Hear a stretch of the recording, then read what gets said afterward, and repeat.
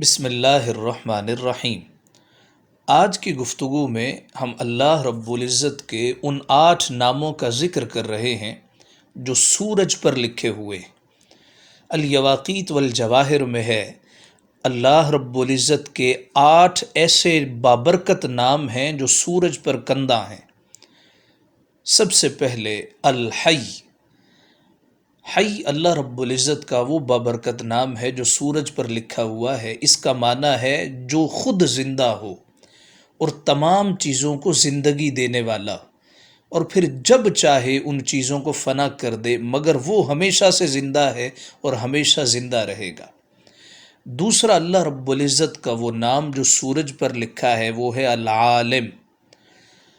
اب صفت علم اللہ کو حاصل ہے، یعنی اللہ علیم ہے، وہ جاننے والا ہے، اس کو ہر شے کا علم ہے کہ رات کی تاریکی میں کالی چٹان کے اوپر کالے رنگ کی چیونٹی ہے، اس کے قدموں کی آہٹ کو اللہ سنتا بھی ہے، اللہ اس چیونٹی کو جانتا بھی ہے، اس کو ہر شے کی خبر ہے، جو کچھ ہو رہا ہے، جو کچھ ہو چکا ہے یا آئندہ ہونے والا ہے، وہ پوری تفصیل جزیات کے ساتھ تمام چیزوں کو ازل سے جانتا تھا، اب جانتا ہے اور اب تک جانے گا۔ چیزیں بدلتی ہیں، اس کا علم نہیں بدلتا۔ ایک ذرہ بھی مولا سے پوشیدہ نہیں ہے، اس کے علم کی کوئی انتہا نہیں ہے، وہ غیب کو، شہادت سب کو جانتا ہے۔ علم ذاتی فقط اللہ رب العزت کا ہی خاصہ۔ اللہ رب العزت کا وہ تیسرا نام جو سورج پر کندہ ہے وہ ہے قادر۔ اللہ تعالیٰ قدیر ہے، اسے ہر چیز پر قدرت حاصل ہے، کوئی ممکن اس کی قدرت سے باہر نہیں۔ جو چاہے وہ کرے، معدوم کو موجود اور موجود کو معدوم کرے، فقیر کو بادشاہ اور بادشاہ کو فقیر کر دے، جس چیز میں جو خاصیت یا اثر چاہے پیدا کر دے اور جب چاہے وہ اثر نکال لے اور دوسرا خاصہ اور تاثیر پیدا کر دے۔ یہاں ایک سوال پیدا ہوتا ہے، جب اللہ قادر ہے تو کیا اللہ جھوٹ بولنے پر بھی قادر ہے؟ تو اس کا جواب یہ ہے، اللہ ہر اس چیز سے جس میں عیب ہو، جس میں نقص و نقصان ہو، پاک ہے۔ یعنی اللہ میں عیب اور نقصان کا پایا جانا ناممکن ہے۔ مثلا جھوٹ، دغا، خیانت، ظلم، بے حیائی، جہل، یہ تمام عیوب ہیں اور اللہ پر محال ہیں۔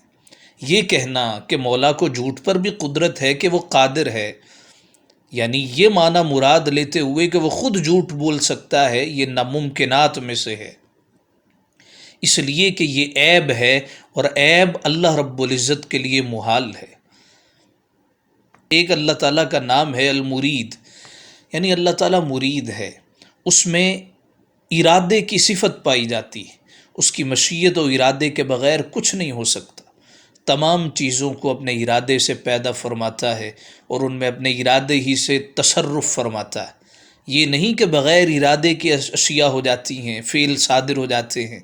اللہ تعالیٰ کے ازلی ارادے کے تحت ہی ہر چیز کا ظہور ہوتا ہے، اس پر کوئی چیز واجب و ضروری نہیں کہ جس کے کرنے پر مجبور ہو۔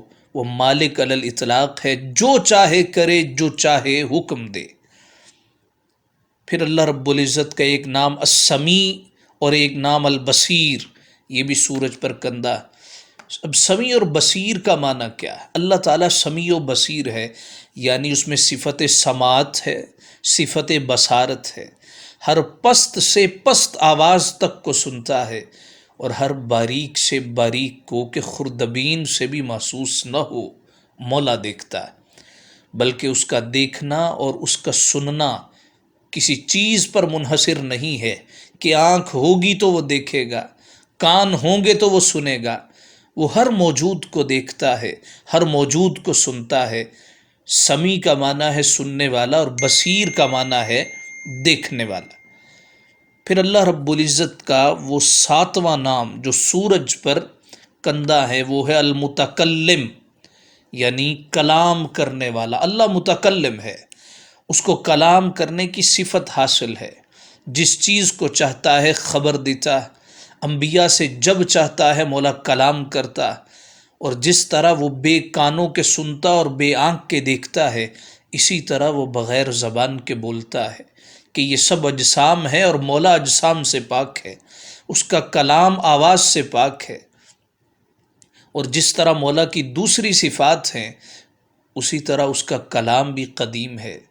تمام آسمانی کتابیں اور یہ قرآن عظیم جو ہمارے محبوب سیدنا محمد مصطفیٰ صلی اللہ علیہ وآلہ وسلم پر نازل ہوا، جس کو ہم مصاحف میں لکھتے ہیں، یہ بھی مولا کا کلام قدیم ہے، بلا صورت ہے، اور یہ ہمارا پڑھنا، لکھنا، سننا اور حفظ کرنا یہ حادث ہے، یہ ختم ہو جائے گا، مگر اللہ رب العزت کی صفت قرآن کبھی ختم نہیں ہوگا۔